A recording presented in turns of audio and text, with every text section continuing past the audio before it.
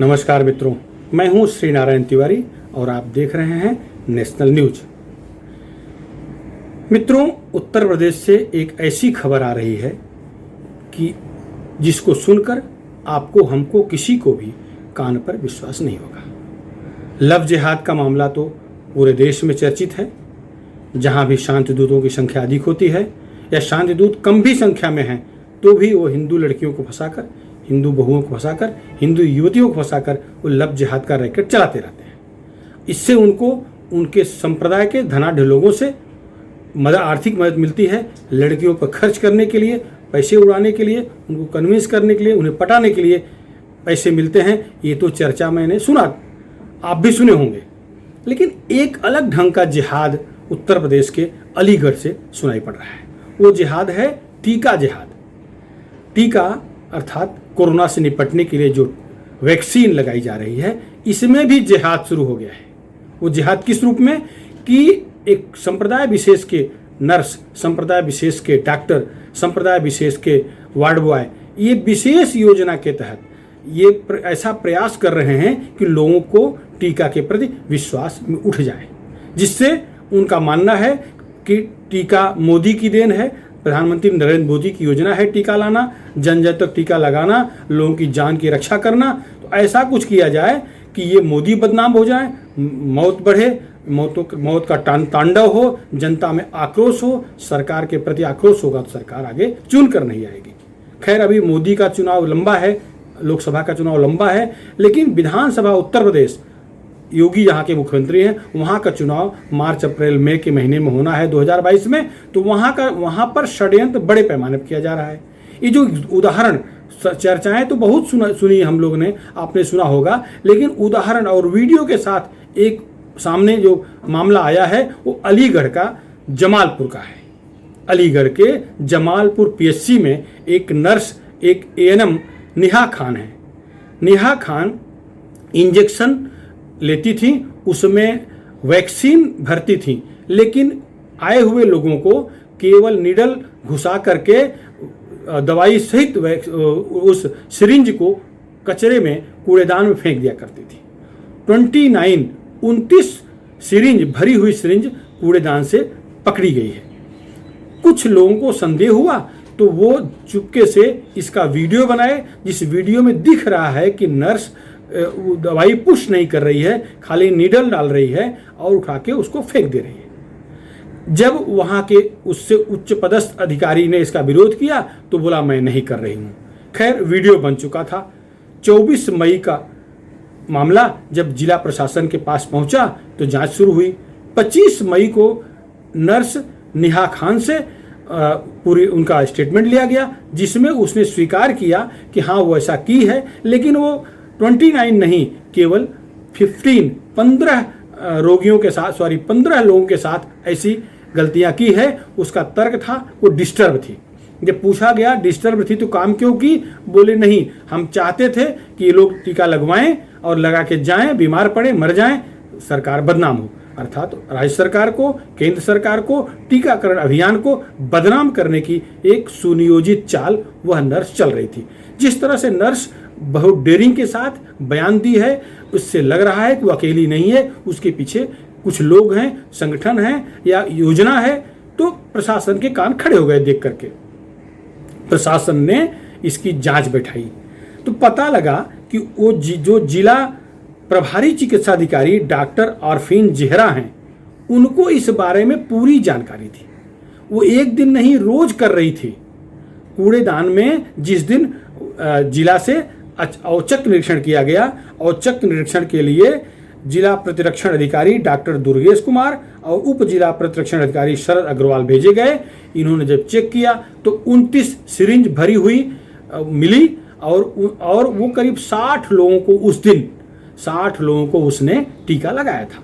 तो 29 मिली, बाकी कचरे बाहर फेंक दी गई, क्या हुआ वो तो नहीं, लेकिन 29 वाला मामला वो प्रमाणित हो गया। क्योंकि अब वो जो 60 लोगों को उस नर्स ने उस दिन टीका दिया था, उनको संपर्क किया जा रहा है कि वो चाहें तो दोबारा टीका ले लें, यदि उन्हें कोई डाउट हो किस तरह कंप्लेन करना है तो कंप्लेन कर दें। खैर अभी सबके फ़ोन नंबर सरकार के पास हैं, जिला प्रशासन के पास हैं, कोशिश की जा रही है।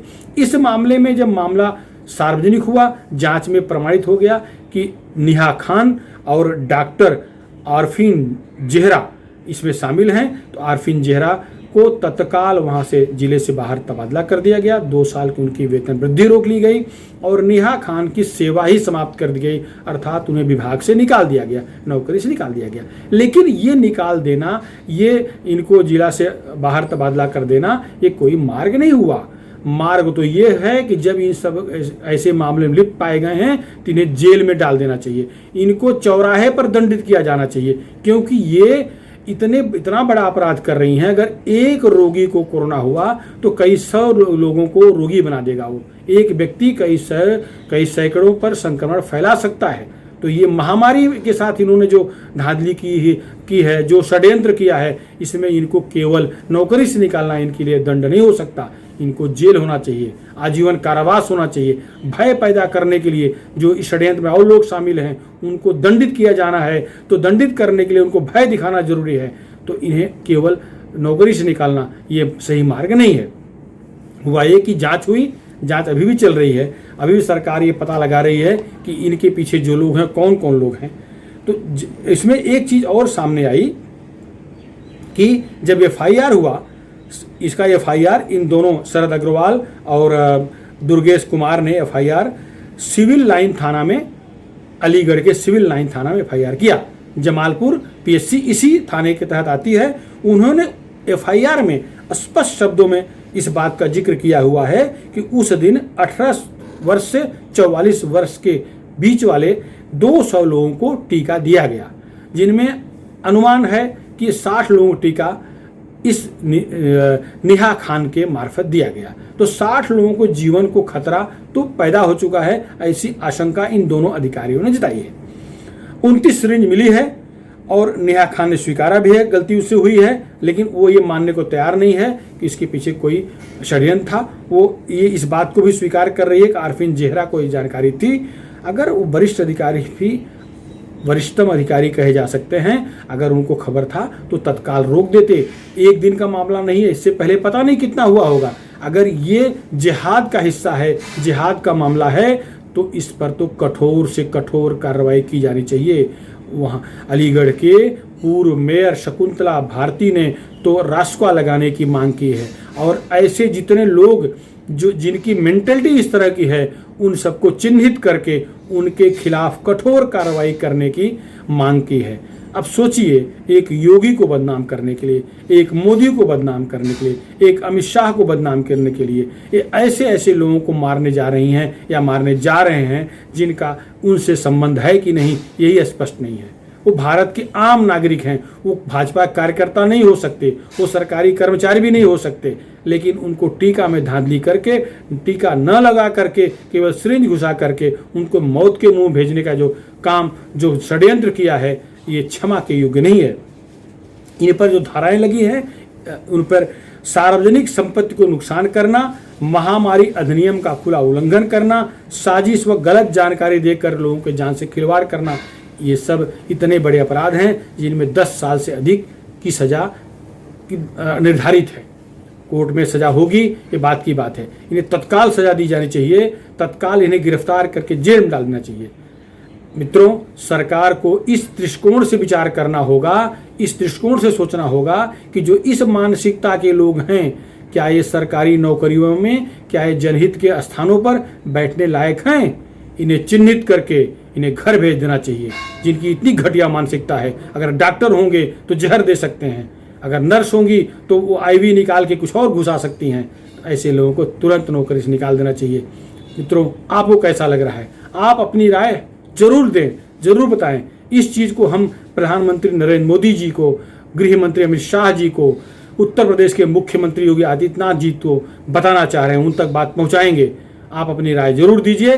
धन्यवाद। यदि आपको हमारा वीडियो पसंद आया हो, विचार पसंद आए हों, तो अपनी प्रतिक्रिया अवश्य लिखें, इसको जन जन तक पहुंचाएं, शेयर करें। धन्यवाद, नमस्कार।